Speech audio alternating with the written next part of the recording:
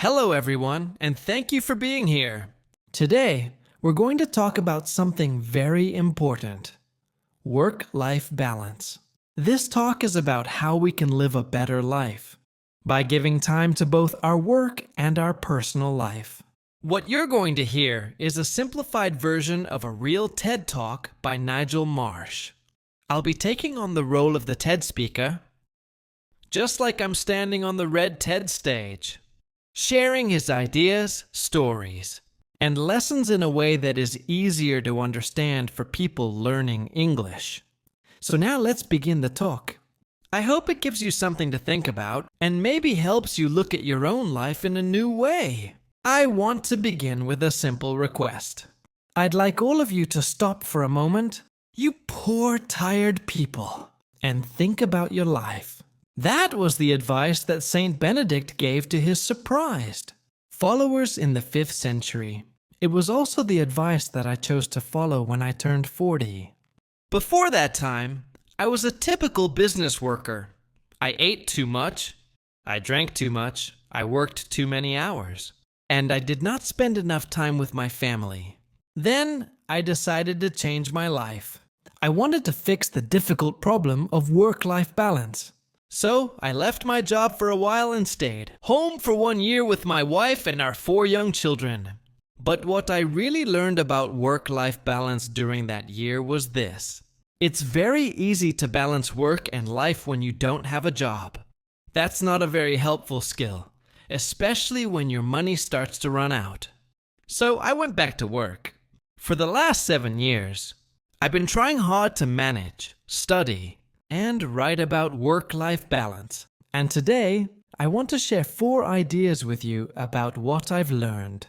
The first idea is this: if we want to make any real progress with this problem, we need to have an honest conversation. But the problem is, many people say things that are not true or not helpful when they talk about work-life balance. People often talk about things like flexible working hours, wearing casual clothes on Fridays, or giving new fathers time off. But these things only hide the real problem. The real problem is that some jobs or career paths simply do not match well with spending real, daily time with a young family. Now, the first step to fix any problem is to be honest about what is really happening. And the truth about our society is this: there are many people who are quietly very unhappy. They work long and hard hours in jobs they do not enjoy. They do this so they can buy things they do not really need, just to look good in front of people they do not even like. I believe that going to work on Fridays wearing jeans and a t-shirt does not really solve the main problem at all. The second idea I want to share is that we need to accept the truth. Governments and companies will not fix this problem for us.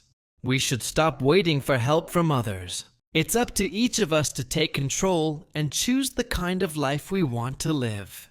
If you don't plan your own life, someone else will plan it for you, and you might not like their idea of balance. This part is very important. I hope this isn't on the internet, or I might lose my job. But it's very important to understand that you should never let a company decide the quality of your life. Now, I'm not only talking about bad companies, the kind I call places that destroy people's spirits. I'm talking about all companies, because businesses are made to take as much from you as they can. It's part of how they work. It's in their nature.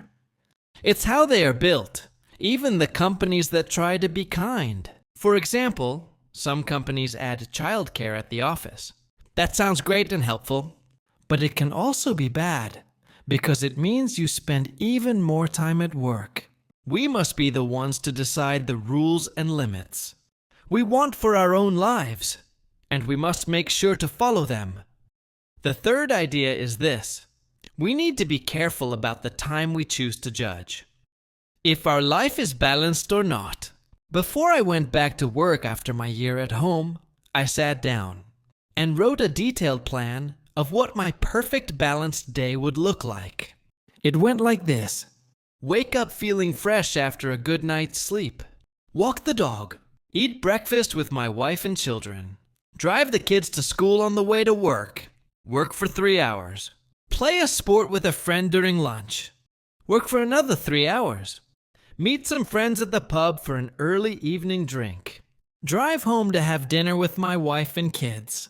Meditate for 30 minutes. Walk the dog. Go to bed. Now, how often do you think I have a day like that? We need to be realistic. You can't do everything in just one day. So, we need to look at a longer time when we think about balance in life. But we also have to be careful not to fall into this thinking. I will enjoy life later, when I retire, when my kids are grown up, when my wife leaves me, when I'm sick, when I have no friends or hobbies left. One day is too short. After you retire is too late. There must be a better way. Something in the middle. The fourth idea is this. We need to find a balance in a balanced way. Last year, a friend came to visit me, and she's okay with me sharing this story. She said, "Nigel, I read your book, and I now see that my life is not balanced at all. Work controls everything. I work 10 hours a day. I travel 2 hours every day. All my relationships have failed. I have nothing in my life except work. So I decided to take control and fix it. I joined a gym." Now, I don't want to make fun of her, but being a very fit person who still works 10 hours a day in an office is not a more balanced life. It just means you are more fit. Exercise is great, but there are other important parts of life too. There is the thinking part, our mind, the feeling part, our emotions, and the spiritual part, our inner self or beliefs. To have real balance, I believe we must take care of all these parts, not just do 50 sit-ups. That can feel hard to do. People say, "Oh no, I don't even have time to get fit. Now you want me to go to church and call my mother too?" And I understand. I really understand how that can feel too much. But something that happened a few years ago helped me see things in a new way. My wife, who is sitting somewhere in the audience today, called me at work and said, "Nigel, you need to pick up our youngest son, Harry, from school."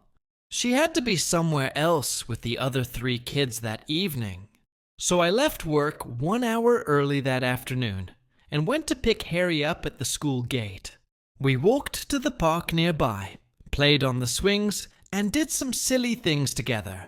Then I walked with him up the hill to a little cafe, and we shared one pizza. After that, we walked back down the hill to our house.